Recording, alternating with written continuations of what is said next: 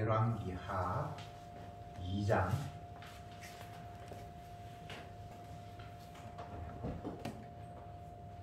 1절부터 11절까지 교독하도록 합시다. 열왕기하 2장 1절 제가 먼저 읽을게요.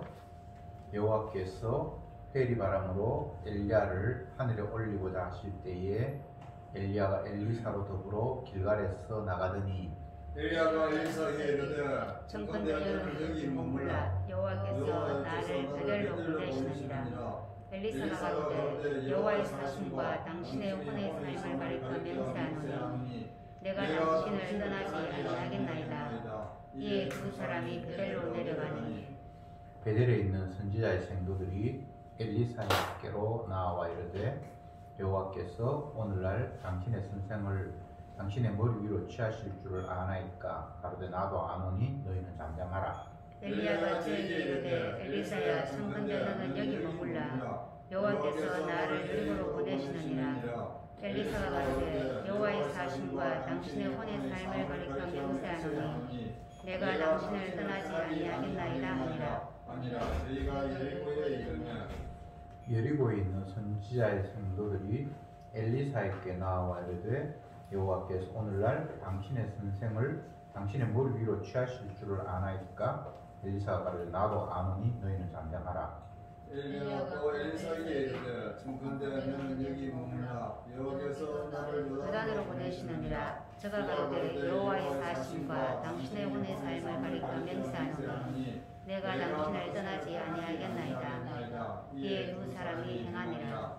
선지자의 생도 50인이 가서 멀리 서서 바라보매 그 두 사람이 요단가에 섰더니 엘리야가 겉옷을 취하여 말아 물을 치매 물이 이리저리 갈라지고 두 사람이 육지 위로 건너더라. 건너매 엘리야가 엘리사에게 이르되 나를 이게서 취하시기 전에 내가 네게 어떻게 할 것을 구하라. 엘리사가 가로되 당신의 영감의 갑절이나 내게 있기를 구하나이다. 가로되 네가 어려운 일을 구하는도다. 그러나 나를 네게서 취하시는 것을 네가 보면 그 일이 네게 이르려니와 그렇지 않으면 이르지 아니하느니라. 두 사람이 행하며 말하더니 호련히 불수레와 불말들이 두 사람을 격하고 엘리야가 대리바람을 타고 성천하더라. 아멘. 아멘. 오늘 본문은 엘리야 선지자가 하나님 앞에 불려 올려가고 이제 그 후계자로 엘리사가 이제 선정되는 그런 모습을 기록하고 있습니다.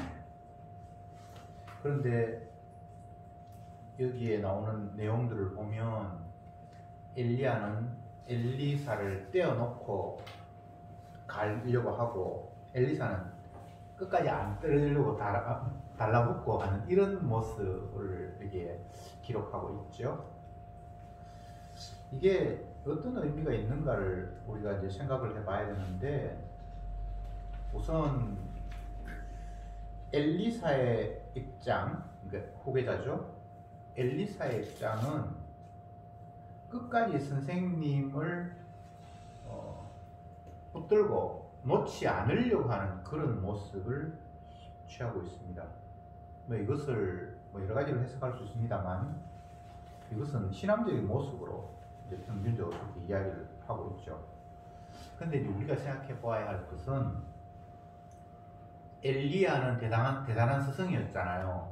3년 6개월 동안 비 오지 않기를 하나님 앞에 사인을 받고 그대로 선포했을 때 정말 3년 6개월 동안 비가 오지 않았고 또 그가 하나님 앞에 기도했을 때에 비가 내렸고 이뿐만 아니라 많은 일들을 엘리야 선지자가 했습니다. 그래서 그 당시에 누구도 선지자 엘리야를 무시하거나 할 수 없는 대단한 어떤 권위를 가진 하나님의 사람으로 알려져 있었죠. 근데 그가 이제 죽을 날이 다 되었고 하나님께서 그를 데리고 가시려고 하는 그 상황에서 그 후계자가 되는 엘리사가 그 스승을 떠나지 않으려고 합니다.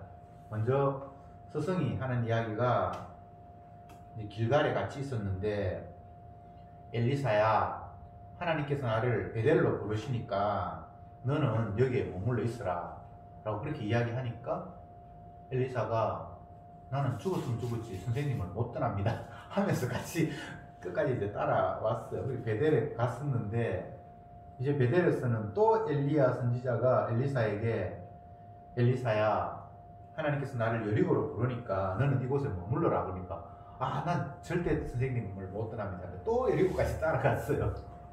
그리고 여리고에서도 또 엘리야 선지자가 엘리야를 하나님이 나를 요단으로 부르니까 너는 여기 머물러라 하니까 끝까지 따라가는 이런 모습을 보이죠. 한 사람은 떼어놓으려고, 한 사람은 달라붙으려고 하고.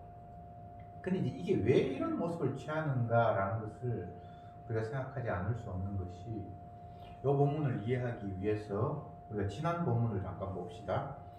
열왕기상 19장 15절부터 제가 마지막 절까지 읽어볼게요. 열왕기상 19장 15절. 이것은 하나님께서 불안에 떨고 있는 엘리사에게 새로운 어떤 사명을 주시는 장면입니다.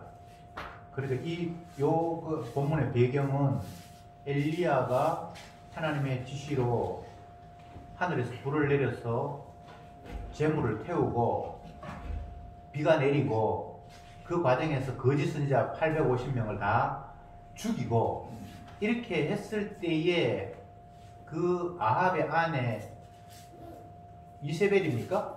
그 사람이 자기 선지자를 엘리야가 죽였다고 해서 지명수배 내려서 그놈 잡아 죽이라 라고 하고 엘리야는 몰래 숨어서 도망다니는 그런 시점에 이제 이 말씀을 주셨습니다. 15절에 여호와께서 저에게 이르시되 너는 네 길로 돌이켜 광야로 말미암아 다메섹에 가서 이러거든 하사엘에게 기름을 부어 아람 왕이 되게 하고 또 너는 님시의 아들 예후에게 기름을 부어 이스라엘 왕이 되게 하고 또 아브므홀라 사밧의 아들 엘리사에게 기름을 부어 너를 대신하여 선지자가 되게 하라. 하사엘의 칼을 피하는 자를 예후가 죽일 것이요 예후의 칼을 피하는 자를 엘리사가 죽이리라. 그러나 내가 이스라엘 가운데 7천인을 남기리니 다 무릎을 바알에 꿇지 아니하고 다 그 입을 바알에게 맞추지 아니한 자니라. 엘리야가 거기서 떠나 사밧의 아들 엘리사를 만나니 저가 12개의 소를 앞세우고 밭을 가는데 자기는 12째 계리와 함께 있더라. 엘리야가 그리로 건너가서 겉옷을 그의 위에 던졌더니 저가 소를 버리고 엘리야에게로 달려가서 이르되 청컨대 나로 내 부모와 입맞추게 하소서. 그리한 후에 내가 당신을 따르리이다. 엘리야가 저에게 이르되 돌아가라. 내가 네게 어떻게 행하였느냐 하니라. 엘리사가 저를 떠나 돌아가서 소 한 겨리를 취하여 잡고 소의 기구를 불살라 그 고기를 삶아 백성에게 주어 먹게 하고 일어나 가서 엘리야를 쫓으며 수종 들었더라. 이렇게 돼 있죠. 그러니까 이전에 이미 엘리야는 하나님의 지시에 따라 엘리사가 너의 뒤를 이을 것이다 라고 하나님의 지시를 받은 상태에 있어요. 그러니까 엘리야가 지금 죽으려고 하나님께서 그를 데려가려고 하는 그 상황에서 그 엘리사가 자기 후계자가 되는 건 이미 하나님께서 이야기해 놓은 상황이잖아요. 그러니까 이제 아마 그를 떠나려고 할 때에 계속 테스트를 한 것 같아요. 네가 끝까지 내가 하는 일들을 담당하면서 그 일에 네가 헌신하고 싶은 마음이 있느냐라는 것을 아마 테스트했던 것 같아요. 나 너 이제 떠난다. 너 여기 머물러. 아니요, 나 절대 선생님 못 떠납니다. 또 따라가고 마지막에 엘리야가 묻기를 그러면 하나님이 나를 너희 곁에서 나를 데려가시기 전에 네가 정말 내한테 원하는 게 뭐냐라고 이렇게 묻죠. 그랬을 때에 엘리사가 하는 이야기가 선생님의 영감을 갑절이나 나에게 주시기를 내가 원합니다. 이렇게 얘기했죠. 이제 갑절의 영감이라는 부분을 우리가 좀 이해를 해야 될 것이 만약 이스라엘의 선지자가 되는 일을 권력을 얻는 일이거나 명예를 얻는 일이거나 부를 얻는 일이라면 당신의 그 직분을 내가 물려받기를 원하고 당신보다 배나 더 훌륭한 선지자가 되겠습니다. 이런 이야기들이 좀 욕심처럼 들릴 수도 있겠죠. 근데 사실은 그게 아니잖아요. 엘리야가 하나님의 지시를 따라서 행동함으로 말미암아 죽을 고비를 계속해서 넘기잖아요.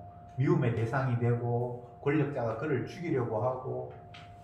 엘리야만 봐도 스승의 그 행적만 봐도 가장 악한 왕 아합이 활동할 때 하나님께서 그를 보내셔서 당신이 악하기 때문에 하나님이 이스라엘을 벌하신다. 앞으로 하나님의 명령이 있기 전에는 이스라엘에 비가 내리지 않을 것이다.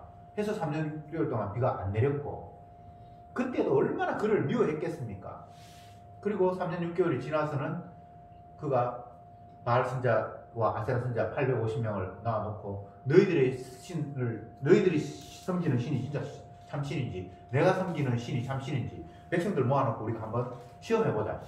그렇게 해서 하늘에서 불로 내려 응답해서 있는 재물을 태우는 신이 참신이니까 우리가 그렇게 약속하자고 하면서 먼저 그 이방신을 섬기는 그들에게 너희들이 숫자가 많으니까 너희 신에게 기도해서 하늘에서 불을 내려서 이 재물을 한번 태워봐라.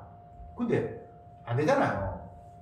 이제 내 차례다. 너희들은 안 하니까 내가 해볼게 하면서 여호와여 불로 응답하소서. 즉시 불이 내려서 그 재물을 태웠고, 그 일이 있고 난 이후에 하나님께서 이제 이스라엘에 비를 내릴 것입니다. 그리고 백성들에게 이 거짓 선자를 다 죽여라. 죽였으면 이제 더 이상 이스라엘에 우상 숭배가 없고 여호와 하나님을 섬기는 쪽으로 모든 국가적인 환경이 바뀌면 좋겠는데 그렇게 안 되죠. 왕비가 노발대발 하잖아요. 이세벨이 뭐? 내가 키우는 선자를 엘리야가 죽였다고? 그 놈을 내가 목 베이지 않는 한은 내가 밥도 먹지 않고 잠도 자지 않을 것이다 하면서 막 말을 내면서 지명수배에 들어가고, 그때 엘리야가 이제 바알 선자, 아세라 선자를 다 척결하고 여호와 하나님 불러 응답하고 백성들이 자기 상황을 봐서 이제 여호와만 섬기겠습니다라고 이렇게 했을 때, 아 이제는 이스라엘 백성들이 하나님을 섬기는 쪽으로 모든 방향이 전환될 것이라고 생각을 했는데 오히려 더 위험한 처지에 빠지게 되죠. 성경에는 이런 애들이 수없이 많습니다. 모세 같은 경우에도 보면 하나님이 모세를 찾아가서 바알에게 찾아가서 이 백성을 애굽에서 건져내라.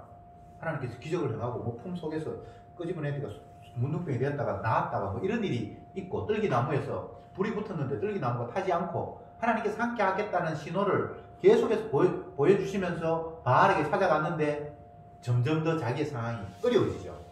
백성들마저 자기를 응원하고, 우리가 애굽에서 나가려고 생각도 안 했는데 당신이 찾아와서 우리 일만 더 힘들어졌잖아.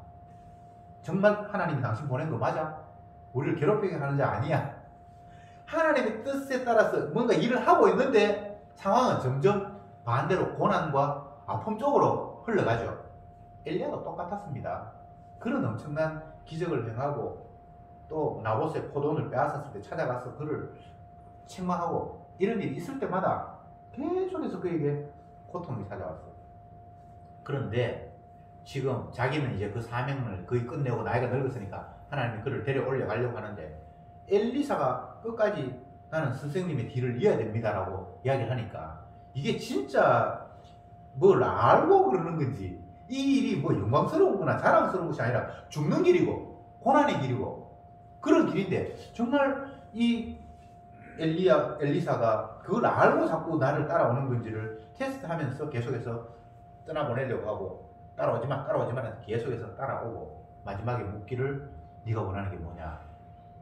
선생님이 받은 영감에 갑절을 내가 원합니다 라고 했을 때 이제 그 갑절이라는 말이 뭐 떠버리다 그런 의미도 있지만 그 이스라엘에게서 갑절이라는 의미는 장자에게 아버지의 2배의 몫을 주잖아요. 다른 형제에게는 그렇게 안 주는데 다른 사람보다 2배의 몫을 받는다라는 것이 후계자다, 아버지의 대를 잇는다라는 그런 의미가 있거든요. 그러니까 이 엘리사가 엘리야에게 마지막으로 요청한 게 당신의 영감을 갑절이라 받기를 원합니다 하는 건 당신이 하나님 앞에 했던 일을 내가 그대로 똑같이 물려받기를 원합니다라는 그 신앙의 고백인 거죠. 뭐 권력을 내가 받고 뭐 그런 문제가 뭐 좋은 것 같으면 권력을 물려받고 오늘날 우리나라의 뭐 대기업을 일으켰던 총수가 그 아들에게 그 자리를 물려주고 이런 승계하고는 지금 종교가 다른 거예요. 그죠? 그건 재산이 있으니까 물려주려고 하죠. 근데 선지자의 자리를 물려받는다는 것은 고난 말고는, 핍박 말고는 이게 없는 자리인데 그걸 굳이 물려받겠다고 하니까 얘는 진심으로 이 마음을 가지고 있구나 이렇게 생각을 했을 것이고, 그러나 내가 너에게 내 직분을 내 마음대로 물려주는 건 아니고 주님께서 하신 일이니까 하나님께서 나를 데려가시는 모습을 네가 목격한다면 그건 하나님께서 나를 대신해서 너를 그 자리에 세운다라는 의미다라고 이야기하고 요단강을 건너는데, 이제 엘리야가 옷옷을 벗고 강물을 이렇게 막 치니까 물이 갈라져서 그냥 땅이 되어서 그 길을 건너는데, 건너고 난 이후에 하나님께서 그를 회오리바람 샥 불면서 그를 그냥 하늘로 데려가 버렸잖아요. 그러니까 이제 엘리야의 말처럼 하나님이 나를 데려가는 모습을 네가 만약 목격한다면 하나님께서 내 할 일을 너에게 맡길 것이다 라고 했던 이야기가 그냥 응답이 되는 거죠. 물론 그 앞부분에 하나님께서 엘리야에게 우리가 열왕기 상에서 읽었던 것처럼 너의 다음을 이어서 엘리사가 네 일을 할 것이다 라고 말씀하셨으니까요. 말씀대로 응하게 된 거예요. 우리가 이런 본문을 보면서 가장 이제 경계하고 주의해야 할 것이, 누구의 일을 후계자가 돼서 있게 되었다, 그 일을 이제 내가 맡아서 하게 되었다라는 것이 자꾸 세상적인 관점으로 비춰지니까 문제예요. 겉으로 보면 하나님으로부터 엄청난 능력을 받았으니까 그게 막 멋있어 보이잖아요. 근데 그런 차원이 아니에요. 성경에서 엘리야 선지자도 그렇고 그의 후계자 됐던 엘리사도 그렇고 이 사람들은 문서를 남기지 않았어요. 그래서 이 사람들 기적 선지자다 그렇게 신학자들은 분리를 하는데, 기적도 진짜 많이 행했어요. 앞으로 엘리사 나오는데 엘리사도 엄청난 기적을 이제 막 행하거든요. 그런데 다른 선지자들 뭐 이사야, 에레미야 이런 사람들 문서를 남기잖아요. 그 이 사람들 문서 선지자다 이렇게 분류를 하는데 뭐 그건 큰 의미는 없고요. 여기에서 엘리야, 그 다음 이 뒤를 잇는 엘리사, 이름도 비슷해요. 엘리야, 엘리사. 근데 이 사람들은 참 독특한 것이 갑자기 나타났다가 갑자기 사라져 버리는데, 이 엘리야와 엘리사가 활동하던 시에는 이스라엘의 가장 악한 왕 아합, 아합의 아들이 아시아 맞나? 예, 아시아 맞고, 그 다음에 여호람, 이름 바꿔서 요람이라고 합니다. 그 다음에 예후 이렇게 가는데, 요 아합의 아들이 아시아가 금방 죽고 날 때 동생 역시 아합의 아들입니다. 요람이 이제 후계자가 되는데, 하나님께서 예후를 통해서 이 가문을 멸망시킬 것이라는 걸 예언을 함과 동시에 이 사람이 엘리사가 네 후계자가 될 것이라고 같이 이야기했잖아요. 그러니까 이제 이 엘리야, 엘리사는 이스라엘의 가장 악한 왕 아합 가문과 함께 등장했다가 함께 사라진 사람들이에요. 제가 지난번도 성경 공부 시간에 몇 번 말씀을 드렸는데, 아합은 북이스라엘의 가장 대표적인 악의 모습을 보여주었던 표본이에요. 그래서 열왕기 상에는 거의 4분의 1이, 여러 왕이 많이 나오는데 4분의 1이 아합 이야기예요. 악했다라는 거죠. 그죠? 다윗의 가문에서 벗어나서 따로 나라를 만든 북이스라엘을 이야기하면서 아합 왕을 굉장히 많은 비중을 차지하면서 이야기했는데 너무나 완악했다는 거예요. 대표적인 악이죠. 그죠? 근데 그 대표적인 악이 등장할 때에 대표적으로 하나님께서 엘리야를 그에게 보내서 그의 악을 계속해서 지적하는 역할을 엘리야가 했고, 엘리야도 분량을 많이 차지하죠. 그죠? 그리고 이제는 나이가 들어서 엘리사가 그의 일을 물려받는 그 과정을 오늘 본문에서 우리에게 이야기하고 있습니다. 그러니까 고난과 핍박과 멸시의 자리를 내가 이제 물려받겠습니다라는 것이, 영감을 갑자기나 내게 주십시오, 이런 이야기예요. 이 우리가 생각하는 그런 욕망과는 다릅니다. 그러니까 이게 정상적인 상태의 이성으로 가지고는 이런 이야기를 할 수가 없는 거예요. 당신의 그 고난의 자리, 죽음의 자리, 이제 내가 들어가겠습니다 라는 이야기란 말이죠. 예. 어느 누가 고난의 자리를 기쁨으로 들어가기를 원하겠습니까? 그런 인간은 없거든요. 근데 주님께서 그를 몰아세웁니까? 그 전에 자기를 처음 엘리사가 만났을 때에도 엘리야가 겉옷을 가지고 던졌을 때에 그가 그 앞에 굴복을 하면서 내가 가진 것들을 모든 걸 다 포기하고 이제 스승을 따르겠습니다 라는 그런 일이 있었잖아요. 이 마지막 떠날 때도 겉옷을 벗어서 요단 강물을 치니까 요단 강물이 땅이 되어서 건너면서 그가 하나님 들려 올려봤는데 다음 주에 본문에 보면 그의 옷을 가지고 자기가 또 요단 강물을 치고 막 이렇게 하면서 진짜 하나님께서 엘리야와 똑같이 나에게 능력을 주셨는지를 테스트하는 그런 장면들이 나타납니다. 이 사람은 엘리사는 오로지 주님께서 주신 사명, 백성들이 엉망진창이고 나라가 엉망진창이고 왕이 엉망진창인데 그들에게 여호와 하나님의 뜻은 이거예요 라고 계속해서 지적하고 고발하면서 또 그에 따라 상대적으로 핍박과 멸시를 당하는 그 역할들을 성실히 감당하는 자예요. 이게 사실 오늘날 성도의 역할이에요. 성도가 이 땅에 살면서 구별되었다라고 이야기할 때는 뭐 거룩하다라는 표현도 쓰고요. 구별됐다, 거룩하다라는 것은 윤리 도덕적인 차원에서 삶이 다르다라는 그런 식의 포인트가 있는 게 아니고요. 이 세상 전체는 다 엉뚱한 길, 사망의 길, 멸망의 길, 욕망을 쫓아서 우상을 숭배하면서 내 잘되기를 바라는 그런 상태로 계속해서 흘러가는데 이쪽 구별된 자는, 성도는, 거룩한 자는 하나님의 편에 서서 그들의 가는 길이 잘못됐다라고 이렇게 지적질하는 그 역할로 분리되었다고 해서 거룩하다, 구별했다라고 이야기를 하는 거예요. 그 구별됐다는 성도라는 말도 거룩하다라는 말인데 그 거룩이라는 말이 윤리 도덕적 차원에서 차별이 있다는 그런 측면의 이야기가 아니에요. 역할과 기능이 전혀 다르다는 거죠. 그죠? 한쪽은 멸망을 향해서 자기 욕망을 추구하면서 스스로 신이 되어서 자기 배를 섬기는 그런 쪽으로 막 달려가는데 이 반대편에 선 사람은 하나님의 뜻을 짜서 그 길은 멸망의 길이야 라고 공격하는 차원에서 구별되었다. 거룩하다. 그렇게 성경이 이야기를 하고 있는 거예요. 교회라는 단어도 마찬가지죠. 네. 구별됐다는 의미죠. 지금 우리가 성경을 보면서 계속해서 생각해야 할 것이 그러면 우리는 우상을 섬기면서 달려가는 그들의 생각과 다른가? 사실 우리의 욕망이 그들과 다르지 않아요. 우상을 섬기는 사람들은 우상에게 의지해서 자기 욕망을 채우려고 하고요.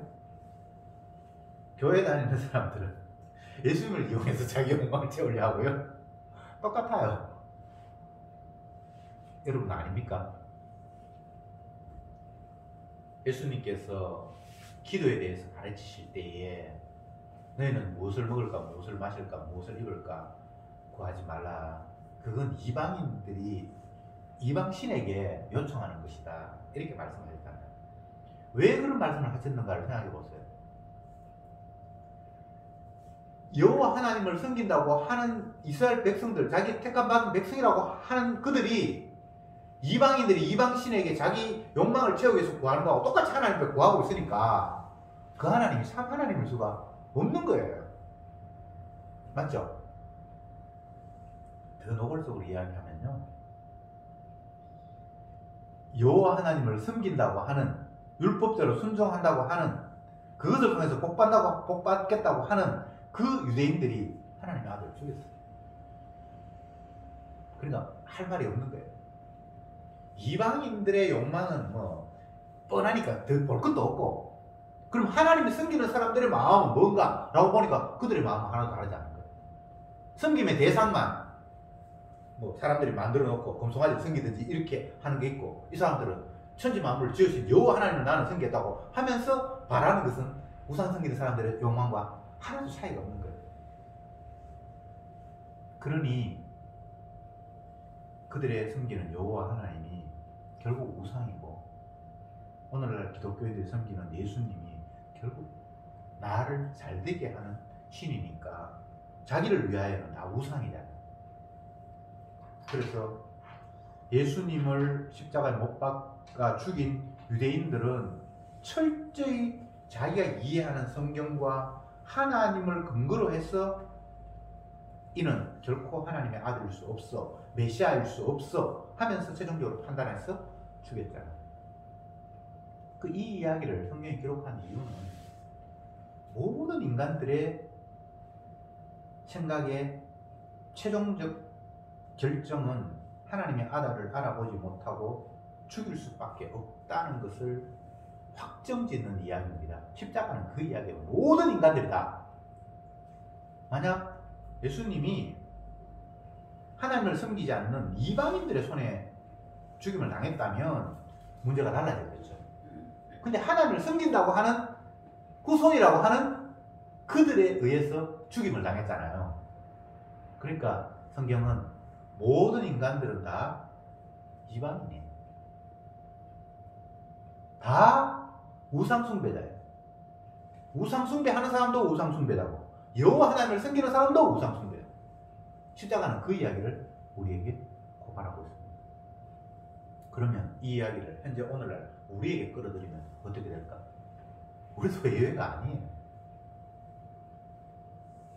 그럼 뭐 어떡하라는 말인데? 우리는 계속해서 우리가 어떻게 하나님을 섬길까라는 쪽에 관심을 기울이잖아요. 근데 성경은 주님께서 우상숭배자밖에 없는 그들을, 자기 택한 백성을 건지는 방법은 어떤 방법인가라는 식의 말을 하시고 싶은 거지, 인간 쪽에서 어떻게 섬기란 말입니까? 라는 성경이 이야기하는 게 아니에요. 어떻게 섬길 수가 없어요. 평생 우상숭배하고요. 예수 믿든 안 믿든 그들이 기도하는 것은 무엇을 먹을까, 무엇을 마실까, 무엇을 입을까를 벗어날 방법이 없어요. 아이고, 나는 그걸 구하지 말라고 하나님께서 말씀하셨고, 그 나라와 그 의를 구하라고 말씀하셨으니까 이제는 깨달았으니까 그 나라와 그 의를 구하겠지. 그렇게 되는 게 아니에요. 이 지점이 항상 우리에게 걸림돌이죠.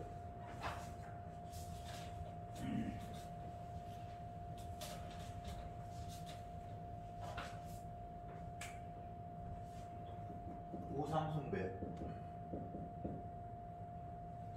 이게 첫 번째잖아요. 나 외에 다른 신을 섬기지 말라. 이스라엘, 구약 이스라엘이 왜 멸망했죠? 우상숭배잖아요. 그렇잖아요, 그죠? 그런데 이 우상숭배라는 게 우리가 생각할 때는 이방인, 이스라엘 사람 아닌 이방인들이 자기가 만든 잡신을 섬겼다라고 이렇게 생각하는 게 우상숭배인데, 그럼 2번 이스라엘이, 이 이방인 아닙니다. 이스라엘이 여호와를 섬겨요. 그게 우상숭배가 아니어야 되잖아요. 이게 우상숭배라는 거예요. 그럼 어떡하란 말인데? 이제 여호와 하나님을 제대로 섬겨, 이렇게 답이 나오는 게 아니고, 이러나 저러나 다 우리는 이쪽에 해당되는 이쪽에 해당되는 다 우상숭배자예요. 근데 이 우상숭배자밖에 없는 이들에게 하나님의 택한 백성이 있어서 이들을 어떻게 건지는가가 성경의 이야기예요. 이들에게 어떻게 하라는 이야기가 성경이 아니고, 여러분이나 제가 할 일이 없어요. 주님이 자기 백성, 우상숭배밖에 못하는 자기 백성을 어떤 식으로 건져내지, 이걸 이제 성경을 통해서 보는 거예요. 근데 신날 수밖에 없죠. 주님의 자극. 제자들이 주님의 능력과 지혜와 경험을 배웠는데 예수님을 알아봤습니까? 못 봤잖아요. 똑같이 우상숭배가 다 예수일 뿐이에요. 그것을 주님이 임금이 되시면 내 한 아들은 우편에 세우시고 하나는 좌편에 세우시고, 그렇게 치맛바람을 날렸던 그 엄마만 그 마음을 가진 게 아니고요. 그 이야기를 듣고 다른 제자도 뿔따고 났어요. 아니, 너가 아들만 그럼 좋은 자리 사자면 우리는 뭔데? 막 다 화를 냈다는 이야기는 똑같은 마음을 가졌다는 거예요. 이게 우상숭배지. 그게 예수님이 십자가에 돌아가실 때 결국은 다 떠나고 도망가고, 이 이야기를 성경이 하는 이유는 그런 선택 말고는 우리는 할 수 있는 방법이 없다는 거예요. 이방인들이 우상숭배하고 멸망하는 거는 그것만 제쳐놓고, 하나님의 율법을 받아 하나님 것을 안다고 하는 사람마저도 결국은 그 하나님을 자기를 위해서 유용하는 우상 숭배자가 될 수밖에 없다는 게 구약성경의 이야기고, 신약도 똑같은 그런 식으로 12제자가 결국은 다 주님을 모르고 떠났다. 십자가 못 박는 일에 결국은 동의한 거죠.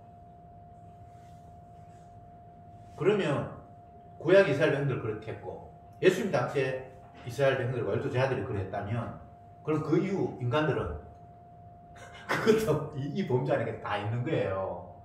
절에 다니는 사람 당연히 우상숭배자죠. 교회 다니는 사람 역시 우상숭배자다라고 성경이 이야기를 하고 있는 거예요. 저와 여러분들도 우상숭배자다라고 성경이 이야기하고 있는 거예요. 그럼 우리도 지옥 갈 수밖에 없죠. 그게 성경 이야기예요. 그런데 사람으로 살 수 없는 그 상황을 만들어 놓고 주님이 자기 택한 백성을 어떻게 구원하는지 봐. 이게 성경 이야기란 말이에요. 그러니까 이제 우리가 놓치지 말아야 될 것은, 이제 나는 우상숭배자가 되지 말아야지라는 이런 다짐이 아니라, 주님이 어떻게 하십니까? 어떻게 하셨습니까? 그러니까 본인 스스로가 내 살과 내 피가 너에게 주어지지 않으면 너에게는 생명이 없다. 결국 주님이 자기 자신 우리를 대신해서 십자가에 피 흘리시고 몸 찢어서 우리를 구원하시는 방법. 그러니까 우리가 뭘 믿었다 어쩌다 할 게 없는 거예요. 하나님 이런 방법으로 구원하시네. 물론 그것도 믿음이 주어져야만 그 고백이 되죠. 그러니까 믿음이 주어진 성령으로 주님을 믿고 십자가의 의미를 알게 된 사람은 자기 자신을 우상숭배자로 그냥 규정하는 거예요. 나는 우상숭배자 아니지. 이렇게 되는 게 아니고, 모든 인간은 우상을 숭배할 수밖에 없구나. 자기를 위한 하나님일 수밖에 없겠구나. 이렇게 되는 거예요.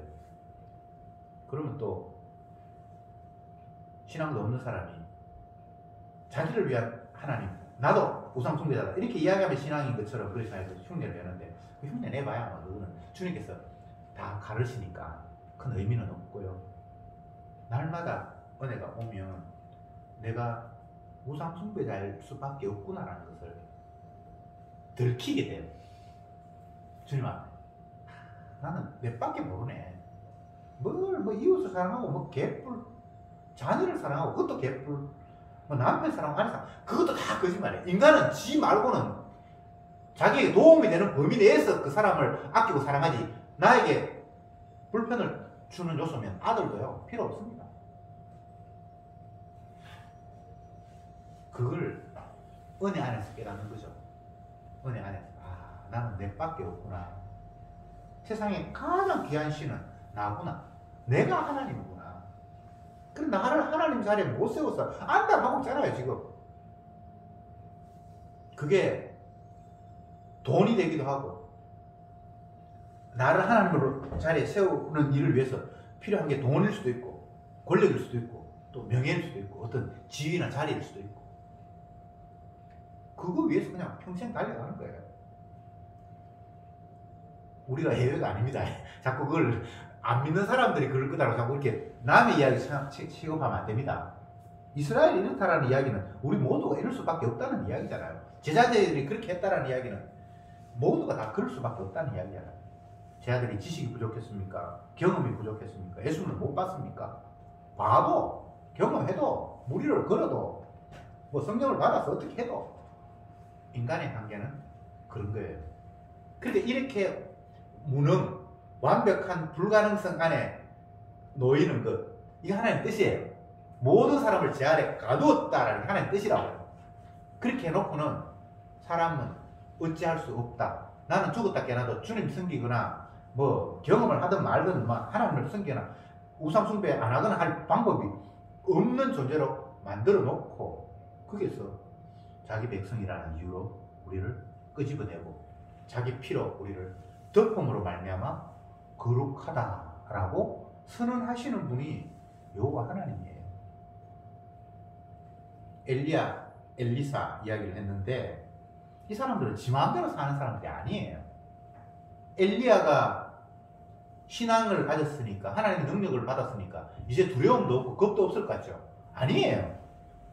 로덴 나무 아래에 숨어서 하나님 내 꼬라지 왜 이랬습니까? 나는 주님 뜻대로 한다고 했는데 왜 내가 이렇게 이 모양 입고야 됩니까? 라고 원망을 한단 말이죠. 예. 그러니까 이 세상에 신앙이는 없어요. 하나님이 믿음을 그들에게 심어주셔서 순간 내게서 나올 수 없는 그런 행동들이 터트려져 나오게 하시죠.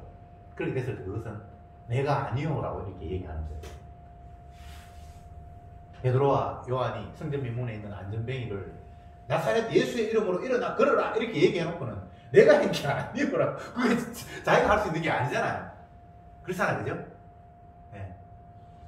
아니, 어떤 인간이 그 말 한다고 해서 안전뱅이 일어납니까? 아니잖아. 그냥 성령님께서 그 순간 그런 말을 할 수 있도록 말하게 하시는 이 네가 아니라 네 속에 계신 성령이다 이런 것처럼 그 말이 그냥 터져 나와버렸어. 그런데 정말 안전뱅이가 38년도 안전뱅이입니까? 어쨌든 그 자리에서 일어났단 말이죠. 그러니까 사람들이 주님께서 말하게 하셨다라는 걸 생각 못하고 와, 저 사람이 대단하네 라고 섬기려고 하니까 아니다. 내가 한 게 아니다. 엘리야가 3년 6개월 동안 비 오지 않게 했다가 기도하니까 비가 내렸다가 그러니까 특별한 사람이 유천하겠죠. 근데 엘리야는 우리와 성전이 같은 사람인데 신약 이야기. 성전이 같다라는 말은 무슨 말입니까? 똑같이 제일이라는 이야기예요. 특별한 사람이 없습니다.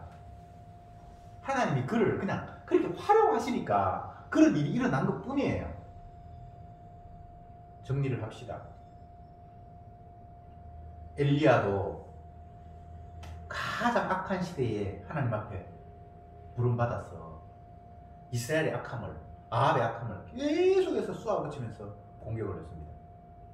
이제 나이가 들어서 더 이상 그 일을 할 수 없으니까 주님께서 그를 회리 바람을 쏴서 데리고 올라가시는데 그 과정에서 엘리사가 그 일을 감당하겠다고 스스로 뛰어듭니다. 이게 지정신이 아닙니다. 주님께서 그렇게 하게 하신 거예요. 이건 영광의 자리도 아니고 뭐 재산을 물려받는 것도 아니고 아무것도 아니고 그냥 고난받는 자리에 들어가는 거잖아요. 이게 얼마나 놀라운 주님의 능력인지. 그러니까 주님이 함께 하시지 않으면 아무것도 되는 게 없어요. 저와 여러분들이 뭐 알고 꼴짝 빈들에도 뭐 복음 들고 가오도 한데 그 거짓말이에요. 그렇게 결심한다고 해서 될 수 있는 인간이 없어요. 고난받기를 원하는 사람이 누가 있겠습니까? 다만 우리는 편안하기를 원하고 좋은 길로 가기를 원하는데 주님이 자기 뜻 이루기 위해서 나를 보내실 때 그건 내가 어떻게 저항할 수 있는 부분이 아니에요. 그러니까 그 자리가 은혜의 자리예요. 고난을 피하고 편안한 자리로 가는 게 은혜의 자리가 아니고 주님의 능력에 사로잡혀서 주님이 가신 그 길에 내가 몰려가는 게 그게 은혜라고요. 그게 사랑이라고요.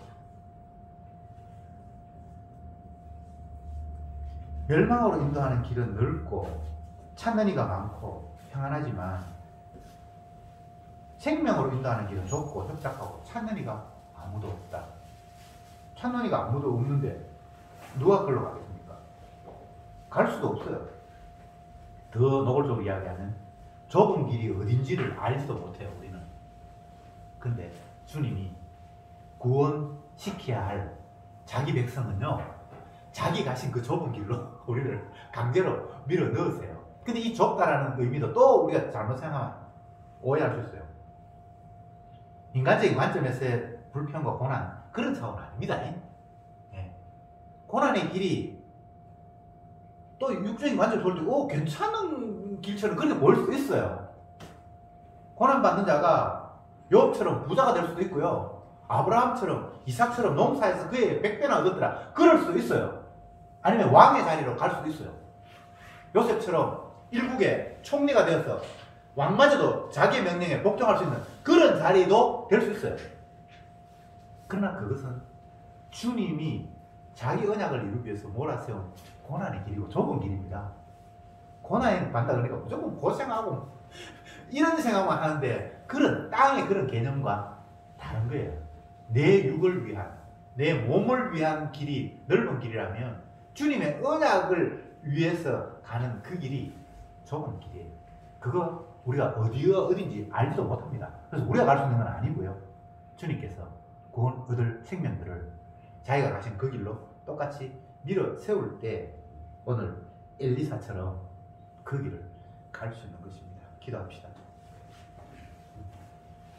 주님, 우리가 어떻게 할 수 없다는 사실을 말씀을 통해서 날마다 확인하게 하옵소서. 내가 예전에는 주님의 뜻을 몰라서 실천 못했지만 이제 알고 보니까 이게 주님의 뜻이네, 실천하자. 이렇게 될 수 없다라는 사실을 날마다 깨닫게 하옵소서.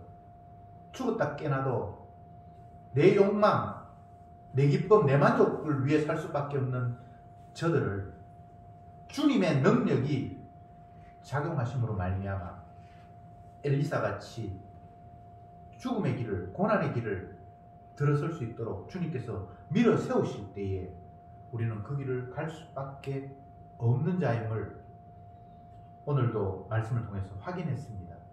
주여, 주가 가신 그 고난의 길, 좁은 길, 사람이 아무도 찾는 이가 없는 그 길로 저들을 이끌어 주실 줄 믿습니다.